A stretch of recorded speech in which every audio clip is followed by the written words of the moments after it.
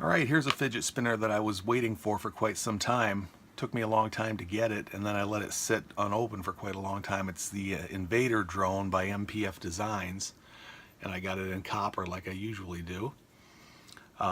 Seems like a really cool little spinner. It's not really a tiny spinner like some of the others you see, little round ones, but it's kind of roundish. It's actually triangular with curved sides, but I weighed it already. It weighs 70 grams, so it's got some weight to it, and you can play with it like you do like I like to play with the little ones, just flicking them back and forth like this. But it's not really one of those little round ones either. You can get a good throw stroke on it, and you can get a good pull stroke on it without any trouble. So it seems like a really cool little spinner. It's got really big buttons on it, which hold really well.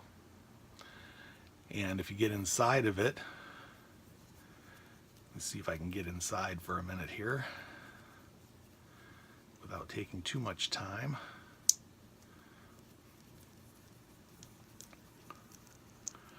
It's got a press fit bearing on an R188, which is either pressed or glued in. I'm not sure which.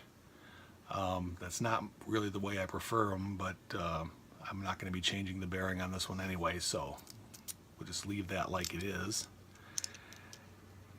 And what I'm going to do is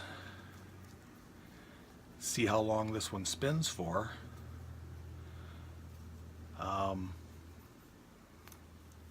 Seems like something you could carry around with you and play with quite a bit. It doesn't have any sharp edges or anything. It's all nice and rounded. So we'll test this one out and see how long it runs for.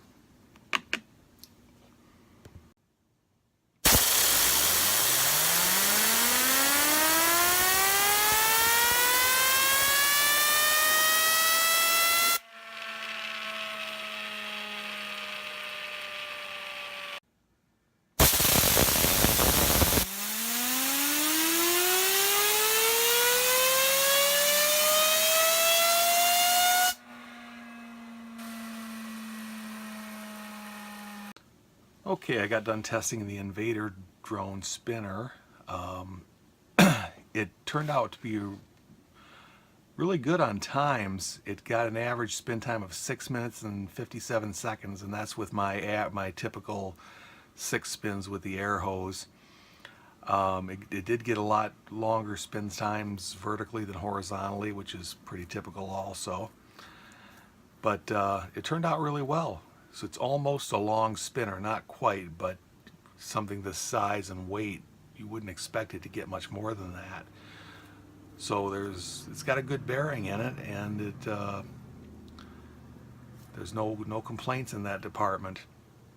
I gave it an appearance score of 8 and a feel score of 7.5, perceived quality of 8, and an overall subjective score of 7.8 for an overall score of 7.3, which qualifies it as very good.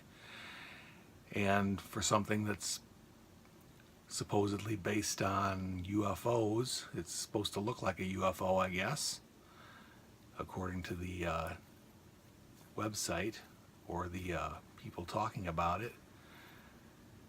It's very nice. It's not the best fidget spinner in the world. It's a little bit hard to get a grab on compared to some, but not too bad. It's no problem pulling or pushing. So this is a pretty good spinner. I'm pretty happy with it. And for the price of $45, it's very well worth it. So that's a bargain, actually, $45 for something like that. That's about it. Looks, I'd pick one of those up if I were you.